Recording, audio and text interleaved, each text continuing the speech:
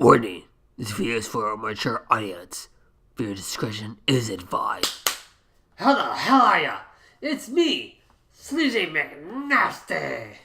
And I'm gonna do a drunk reading of a fanfiction of The Legend of Zelda. Hold on. Not sure if that'll work. Anyways.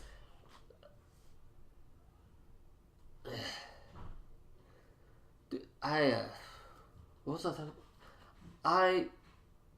God damn it. Wow. I did a fanfiction of The Legend of Zelda. And I have it right here. I wrote this. I wrote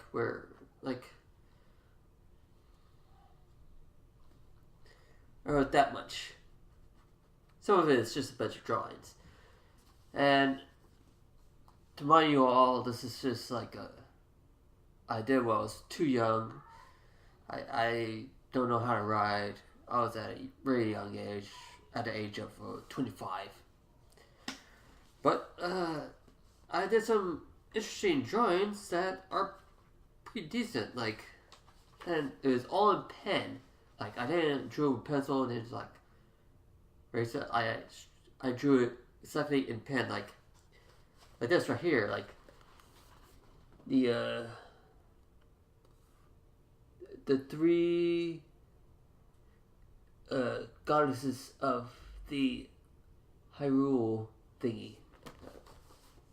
Let's see what else. We got Navi right here. Let's see what else we got.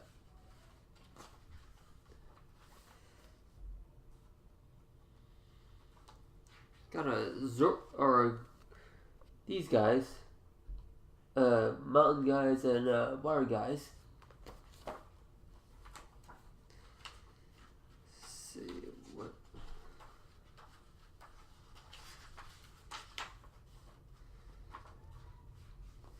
I got the Midna and the annoying owl guy.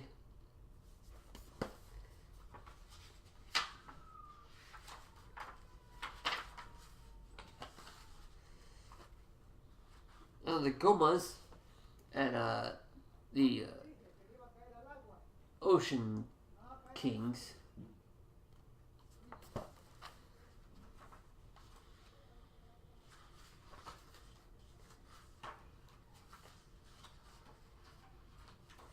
Got Moblin and Bolden.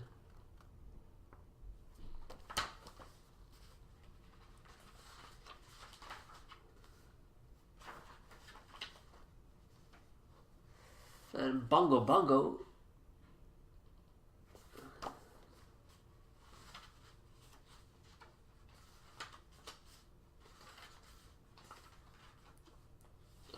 Twilight Beast and Darboose.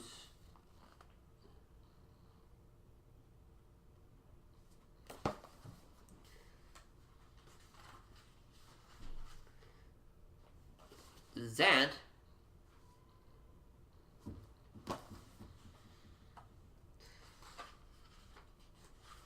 And some other places that's not in Hyrule, but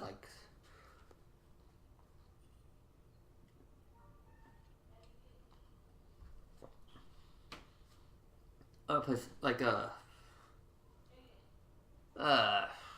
maybe it's part of Hyrule, but it's kind of like a state, how it's Scotland and Northern Ireland, Wales. They're part of the UK, but they're separate. They're not English. Got Northern Hyrule is Leonfield, and Eastern Hyrule is Hissenflix. I forgot what the names are, and here you are. Got a lion and a dragon. And for Southern Hyrule, Morrowind, and Western Hyrule, Albion, got a wolf and an eagle.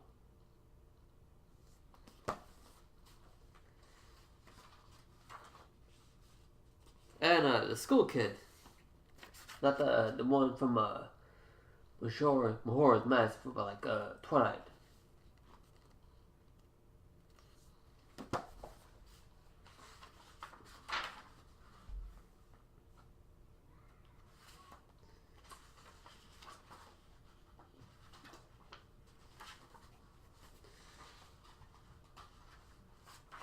I think that will be it. Like, let's go ahead. I'm gonna go ahead and start the story.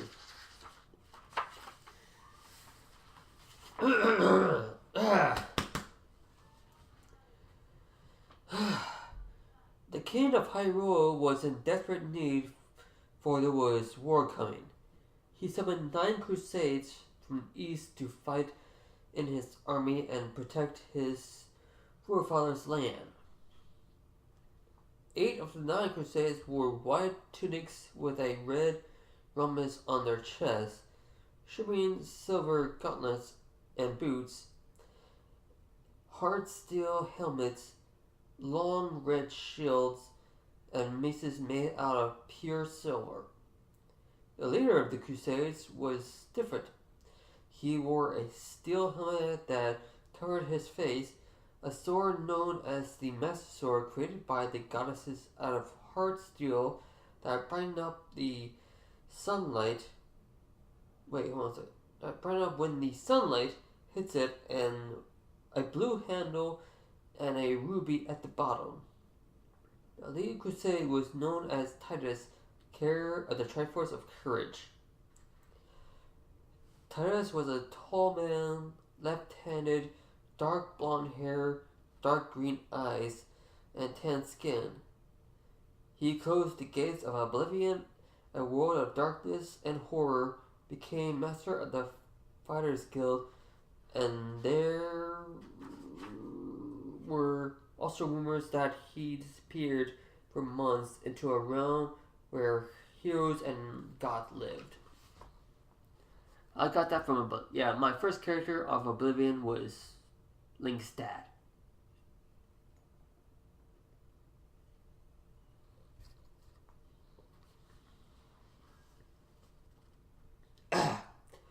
All 9 approached to the king and kneeled before him.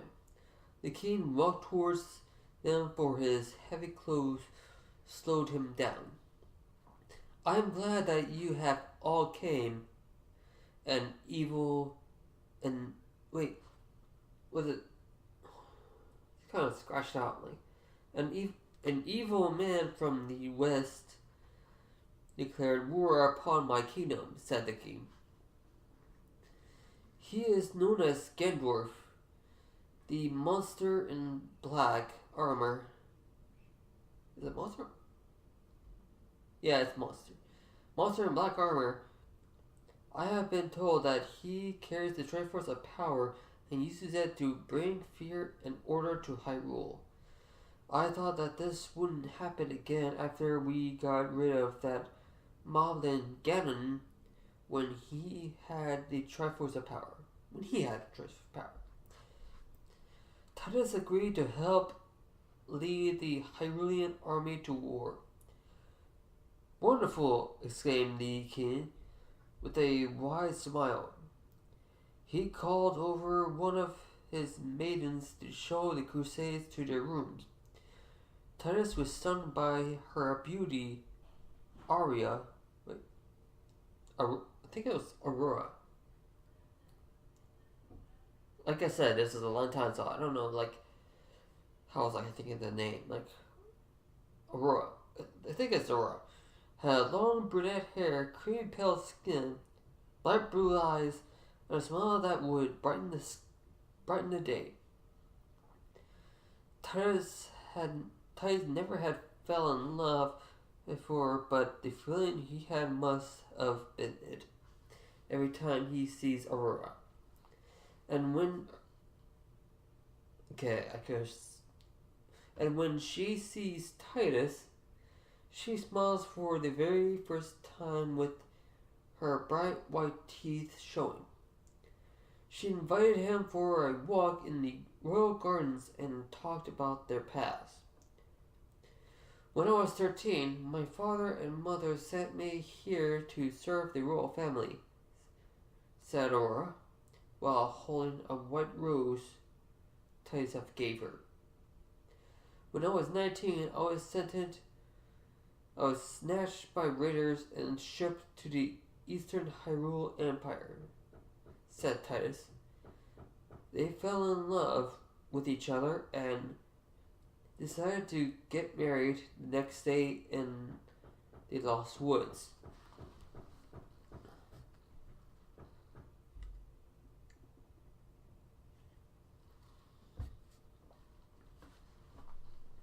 No months have passed.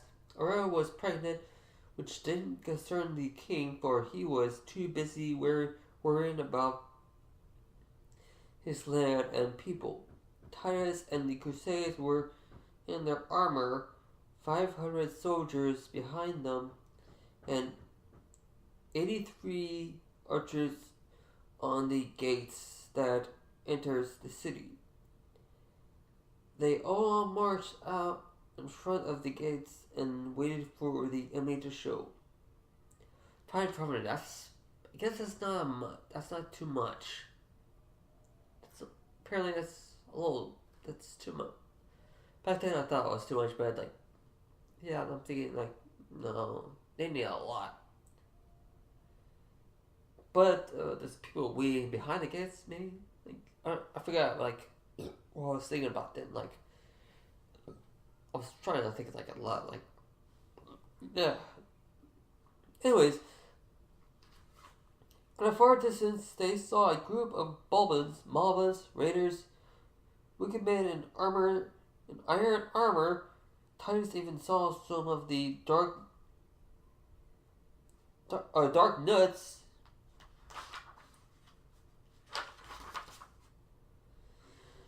from when he closed the Oblivion gates. So yeah, I said the dark nuts that came from Oblivion.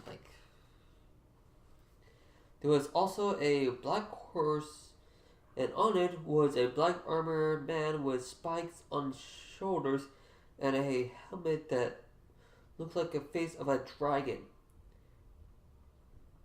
It looked like the enemy had an army of thousands. Some of the Hyrulean soldiers were nervous and panicking. Well, yeah, they have a lot. I made them there was 500, but 1,000, over 1,000 bad guys out there. My bad, oopsies, because they never fought in a war, nor were they fully prepared.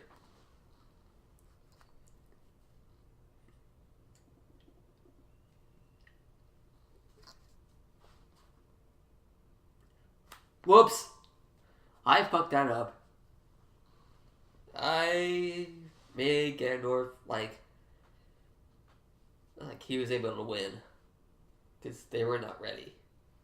And they never fought. So, whoops. Ganondorf sent out the green small monsters, which are the Bulbins, out first. Titus shouted out for the archers to release a cloud of arrows at the Bulbins coming their way. Ganondorf sent out all of his warriors out to attack as Titus and the soldiers and crusades behind him charged at the enemy. Okay, apparently I didn't think this through because 500 against 1,000? Yeah. I didn't think this through. They clashed with the sound of swords slicing, clubs crashing, and shields smashing. During the war, Aurora was in her bed with 3 other maidens giving birth. Aurora is giving birth, not the maidens. I should have, she's they were helping her with the birthing process. Yeah.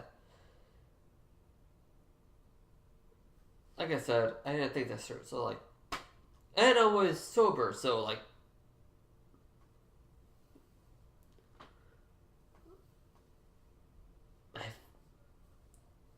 again, I was sober when I wrote this. It just didn't know any better.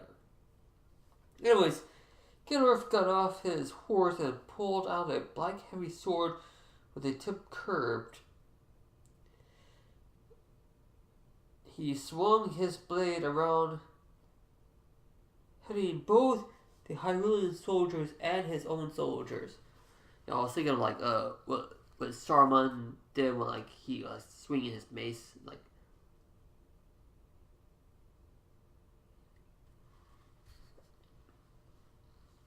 He was going like, but not with one hand. He was like, he did it with a huge swing. He approached Titus, clutching the handle of his sword, and took a huge swing at Titus. I don't know why I kept using the name. I could have just said him. Titus quickly blocked Ganondorf's blow, but it also knocked him back a couple of feet. Ganondorf took another swing, but this time Titus...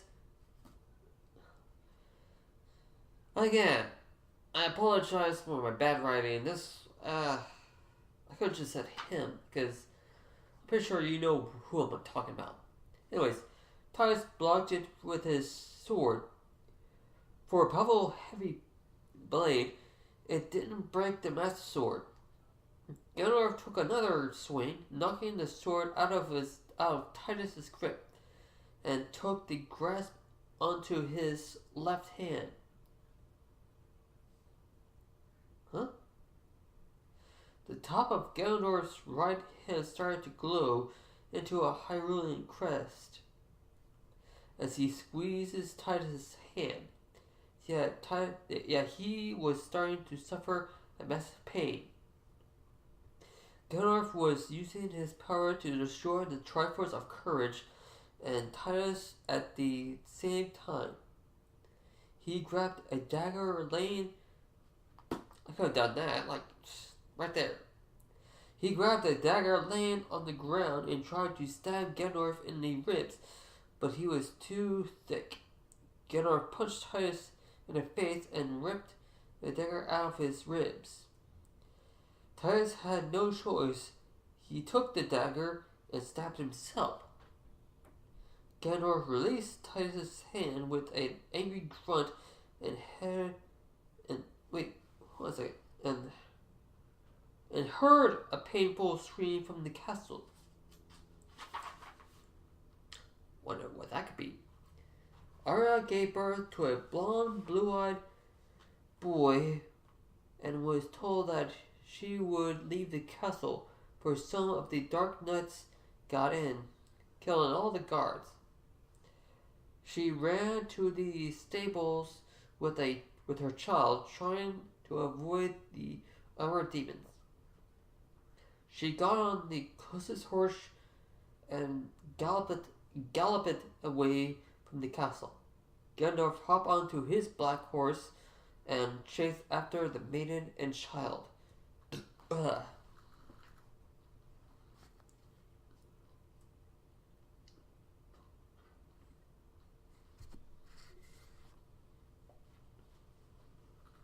As he was getting closer to them, he reached out his hand, trying to grab the baby. She went into the Lost Woods, which stopped Ganondorf, for he knew that the Guardian in there would kill him. Maybe not kill him, but just like, he's not powerful enough to go in there. The horse ran too fast. Aurora was tossed off with her baby still in her arms, safely. Yeah, I could have thrown in like the skull kiss, like kind of like knocked her off.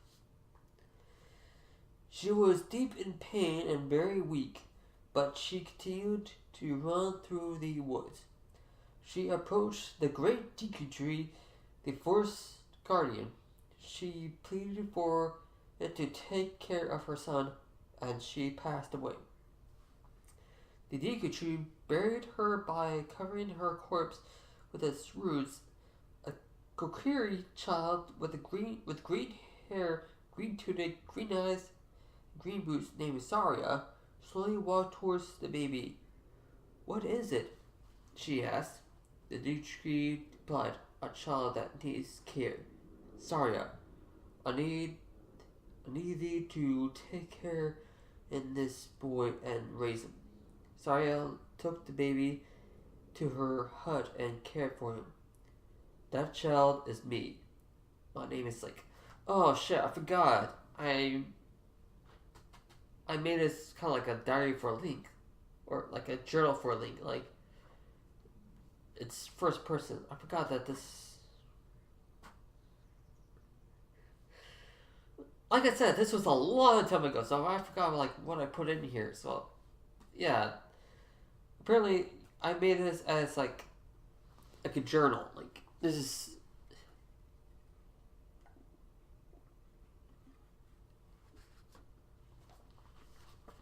Like this is his journal. Like this is Link's journal. 16 years had passed. I lived in a Kokiri forest in a treehouse. Kokiri children are little kids that wear green tunics and always have a fairy guardian. I was different from them because I was taller, my voice was deeper. I'm left-handed. There's a birthmark on my left hand that has a Hyrule crest, and I was never given a fairy. I forgot. Like I don't know if Link's like crest is on his right hand, but because he's left-handed, I chose on the left. So like the words. All of the Kokiri children always made fun of me, except one. Saria took care of me when I was little, and was my best friend.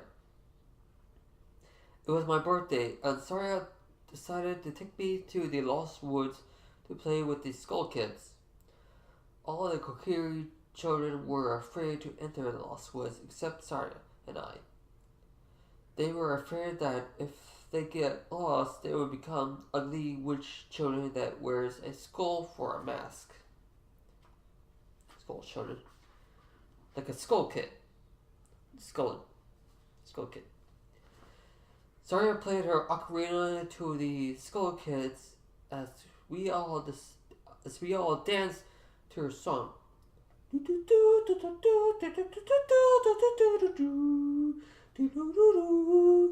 Once we were done, she took me to a place that I'd never been to. "That is the Forest Temple," she said as she pointed at a worn-out stone temple with vines and fungus all over it. "You're going to take me in there as my birthday present." "Are you going to take me there as your birthday present?" I asked. "Oh no," she replied, Saria. "It is told that the Forest Temple has an evil phantom lurking in there waiting for someone." As I stared at the temple, a sharp chill went up my spine, and there a howl came. "I think it's time to go back," I said, as I placed my hand on her back. Out of nowhere, two gray wolves popped out and circled around us, showing their teeth.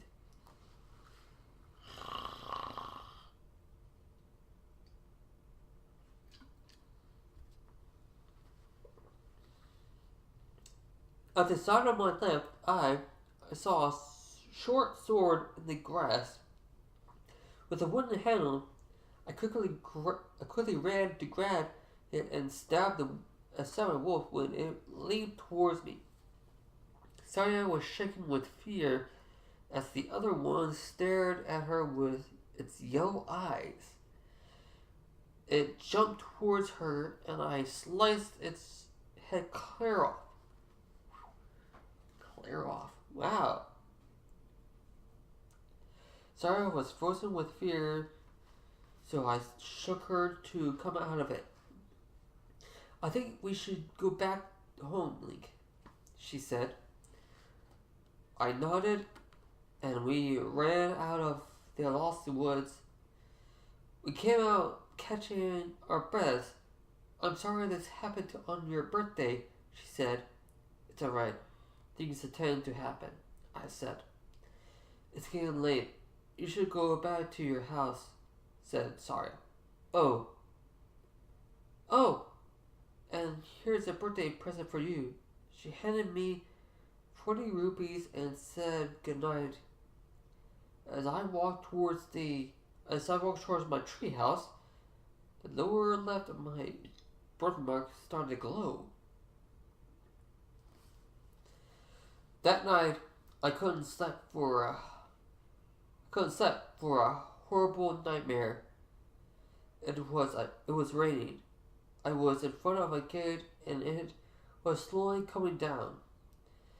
A bright blue fairy was flying over my shoulders. A white horse with a woman on it was galloping my way, and there was also a girl in a white and pink dress on the horse looking frightened. I then turned around and saw a man in black armor on a black horse. He raised his hand and then... Those who play the game, you know what I'm talking about.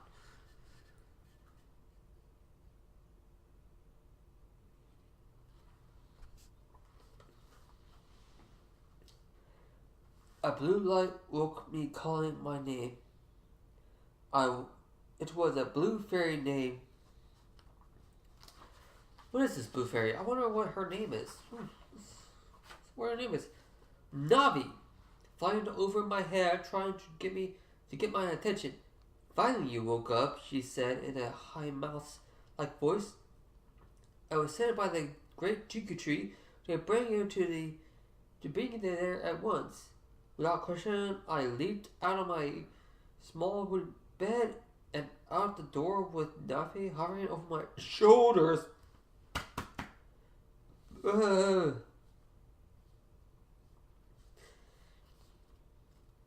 As I walked out, I saw Saria walking towards my house and waved with a friendly smile. I climbed down the ladder from my treehouse to the ground and to speak with her.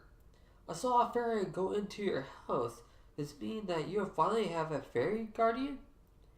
Saria asked. Yes, plus the great Deku Tree wants me to see him, I replied. Her green eyes widened with joy. That's great news, she exclaimed. Other than me, you are the first one to see the great Deku Tree. I hope it will go well. I will talk to you later, she said. She gave me a big hug and walked away. Navi led me to where the Deku Tree was, and I could hear the whispers of the other Kokiri children about me seeing the Deku Tree and having a fairy. But the problem I was seeing Forest Guardian was Mido, a short redhead kid with freckles and a green pointy cap. He was guarding the path to the Deku Tree as if he was the leader of the Kiri tribe. Mido, the great Deku Tree asked for me, it said. Why would the great Deku Tree ask for you? He said as he pointed at me. For you. Wait, where am I? You're not a real Kokiri. You don't even have a fairy. Now he flew out under my cap and hovered in front of Mido. What? Exclaimed Mido. This can't be right. He looked up and patted the ground with his foot. Okay, well, you need a sword and a shield. It's a dangerous path up there. I turned around and walked away. This isn't good, said Navi. You need to see the great Deku Tree. How are you supposed to find a sword and a shield in the forest? I remembered that I still have that sword I found the other day.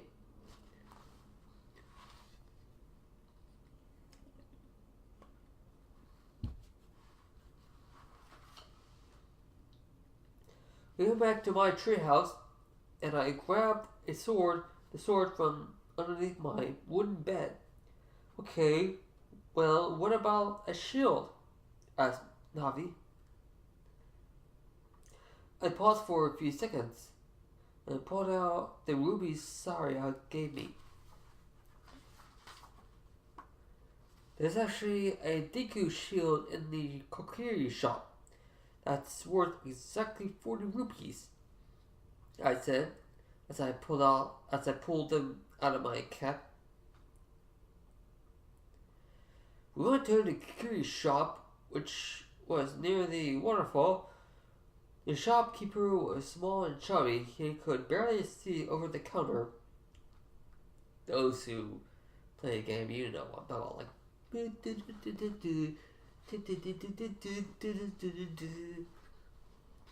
Anyways, the shopkeeper said he could. What can I do you for, Link? Asked the shopkeeper. I would like that shield, I said as I pointed out the wooden hard shield with a red spiral on it. The shopkeeper was trying to get it down from the shelf, but couldn't reach it. I went and got it down and gave him the 40 rupees. Like, here you go. Oh, thank you. Speaking of devil, thank you, Link, he said. I walked out the door. I went back to Middle and to show him that I got the sword and shield. No. There's a lot. There's less noise than that. But, anyways, he got out Middle as he stomped the ground and his face turned red. Now let us through, said Navi with a tough voice. Middle gave both of us an ugly look and walked aside. We finally got to the great Deku Tree, and what I saw was unbelievable. Oh, Navi, thou hast returned, said the great Deku Tree with a deep, raspy voice.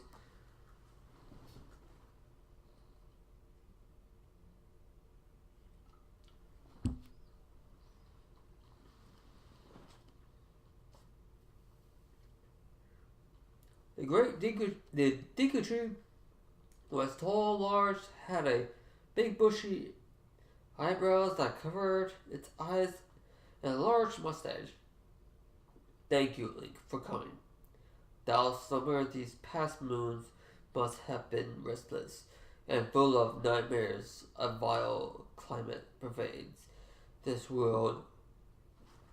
Really ye have felt it. The times have come to test thine courage. I have been cursed. I need you to dispel the curse with your wisdom and courage. Art thou prepared? I didn't understand what the Deku Tree was talking about, testing my courage. But without questioning, I nodded. The Deku Tree made a huge entrance for me to go inside. I walked in as Navi followed me. The inside of the Deku Tree was dark, hollow, and filled with cobwebs. Spiders were scattering around, and small, round, squishy Deku scubs were running towards me, squeaking. I picked one up and asked why they are running. I couldn't tell what they were saying, but it almost sounded like Goma. What's a Goma? I asked Navi as I released the script. I never heard of such thing, she said. We went further into the tree's inner trunk. I found a path path that goes underneath the ground. As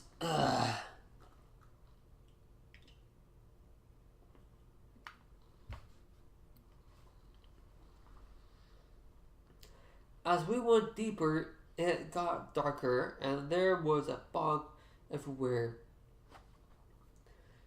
We went to an empty area where the whole place was filled with fog.